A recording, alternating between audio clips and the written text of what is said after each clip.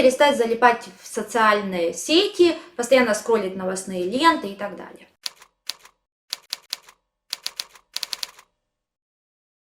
Значит, пункт первый – это сказать себе, что сейчас у каждого из нас высокий уровень тревоги. И это нормально, потому что есть внешние события, есть война, есть связанная с этим очень высокая степень неопределенности. Все это вызывает тревогу, это нормально. И каждому из нас нужно с этой тревогой справляться. Существуют как конструктивные способы, так и деструктивные способы справляться с тревогой. К супердеструктивным относятся алкоголизм, наркотики, какие-то внешние агрессивные проявления и прочее. Или наоборот, внутренне агрессивное, когда человек свое тело начинает разрушать и так далее. К очень конструктивным относятся творчество, создание чего-либо, творчество в широком смысле слова, создать бизнес тоже, да, творчество. Или, не знаю, приготовить хороший ужин, тоже творчество. Туда же относится спорт, туда же относятся создание отношений и прочее. А есть такие вот серые способы справиться с тревогой, то есть посерединке. Это как раз бесконечный скроллинг соцсетей, это просмотр сериалов таких, то, что мы говорим, примитивных, какие-то болталки бесконечные с друзьями по телефону, лишь бы болтать. Вот это такая серая зона. То есть они не конструктивные, но не особо деструктивные. Опять же, если это не 12 часов в день, да, а 2 часа, 3 часа вы на это отводите, да, в каких-то вот очень стрессовых ситуациях. Поэтому понимаете, что все равно вы как-то справляетесь с тревогой. Это один из способов, если это, вот какие-то приемлемые рамки, да, то, да, вот второй момент. Скорее всего, если у вас сейчас есть эта проблема, она была и до войны. Война подсветила, война катализировала, или у вас, у ваших родных, близких. Будьте честны с собой и признайте это, что это не связано только с войной. Это было до, сейчас это ярче. Вот война, как любое высокоэнергетическое время, она катализирует, она подсвечивает, она ничего нового не привносит. Как деньги, да, говорят, вот богатые люди там плохие или богатые люди хорошие. Нет. Большие деньги – это то, что подсвечивает те черты, которые изначально были в человеке. Просто они сильно ярче становятся. Вот война примерно тот же эффект делает. Это было и до, сейчас это ярче проявилось. И это хорошая новость для вас. Хорошая новость, потому что это сигнал о том, что у вас внутри есть вакантные места. Вакантные места, то есть сейчас место какого-то важного для вас смысла жизненного, оно вакантно.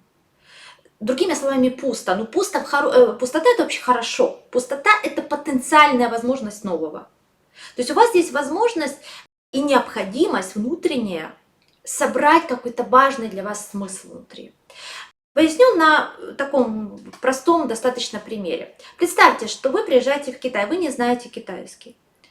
И рядом с вами группа людей обсуждает очень интересную для вас тему, очень интересную, на китайском языке. Это первая ситуация. Вторая ситуация, те же вводные, группа людей рядом с вами обсуждает очень интересную для вас тему, но на вашем родном языке. В какой из ситуаций вы сможете вниманием быть дольше сосредоточены на том, что происходит здесь и сейчас с вами? Естественно, в ситуации, когда идет обсуждение на вашем родном языке.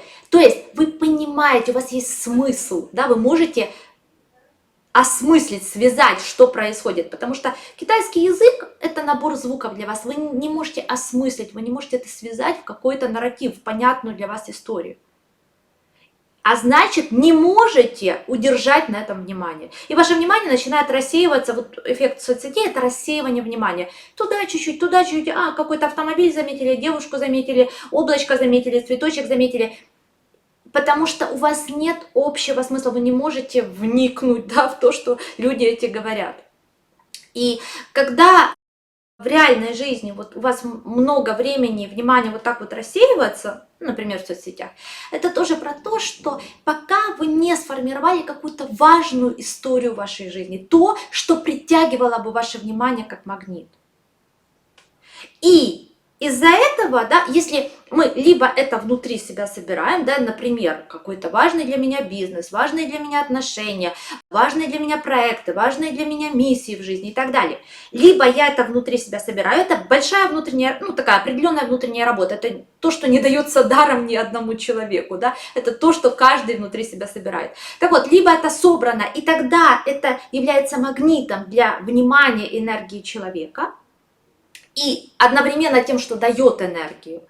Либо это не собрано, и тогда энергия человека начинает, ну, как поглощаться теми, кто создал это, да, ну, то есть, например, там соцсети, да, это чье-то, как бы, кто-то это создал, да, и, соответственно, это начинает поглощать ваше внимание. То есть, либо вы сами это создаете, либо это, ну, либо вы отдаете энергию, да, эту вовне, тем, кто создал. Это, знаете, как по типу раньше было такое выражение про то, что умные люди глянец не читают, умные люди глянец издают. Ну, это, скажем, такая буквальная история, но у нее есть хорошая символическая подоплека, потому что действительно наша психика работает в двух режимах. Это либо режим производства, либо режим потребления. Да? То есть мы либо производим собственные смыслы, мнения, идеи и так далее, либо потребляем. Вот. Ну, понятно, да, кто производит, у того энергия, кто потребляет, тот энергию отдает. Ну, и дальше это в результатах жизненных тоже видно. Моя рекомендация: подумайте о том, что на протяжении всей жизни, начиная с детства, там, заканчивая тем возрастом, где вы сейчас, что включало вас, какие процессы, да, вас в хорошем смысле поглощали, то есть вы все, ну, полностью уходили в это. Когда, да, часов не наблюдаю, да, когда вы теряете время, когда вы теряете в хорошем смысле слова, да, вы полностью в этом, да. Вот что вас так захватывало? В этом ключ к пониманию каких-то ваших центральных смыслов, да, что такое нужно вам создавать в жизни, что станет вот этим вашим центром, да, и еще раз, это то, что как магнит будет притягивать ваше внимание и отдавать вам энергию, и дальше, ну, проявляться в жизни в каких-то классных результатах. Подумайте, что это. Это может быть не буквально, например, вам в детстве нравилось, там, не знаю, шить юбки для кукол, да. Понятно, что сейчас это не обязательно повторять буквально, но задайте себе вопрос, что для вас важным было в этом процессе. Например, вам очень нравилось там трогать ткани, да, и как-то, не знаю, там выбирать какие-то узоры, делать красивые и так далее. То есть, да, это про что-то, что связано с визуальным восприятием красоты и так далее. Как это можно сейчас применить? Да? Как это можно внести в вашу жизнь там, на данный момент? Или это может быть что-то связано, например, с общением с другими людьми, или с тем, что вы познаете, структурируете новую информацию и так далее. Да? Это что-то ваше. И когда вы поймете это и научитесь встраивать вот этот свой талант, потому что это ваш талант, там, где вы максимально включаетесь, это про ваш талант. Если вы это поймете, научитесь встраивать в вашу жизнь здесь и сейчас, произойдут очень важные вещи. Ну, конечно же, вам не надо будет залипать в соцсети и прочее. И дальше это поможет вам реализовывать себя и как вариант, да, и получать больше денег в жизни, получать больше удовлетворение, да, получать лучший социальный статус, и Бог его знает, куда это заведет. Может быть, откроете для мира вообще что-то супер-супер классное, полезное, то, что будет еще много лет или десятилетий, столетий жить и приносить радость, удовольствие другим людям.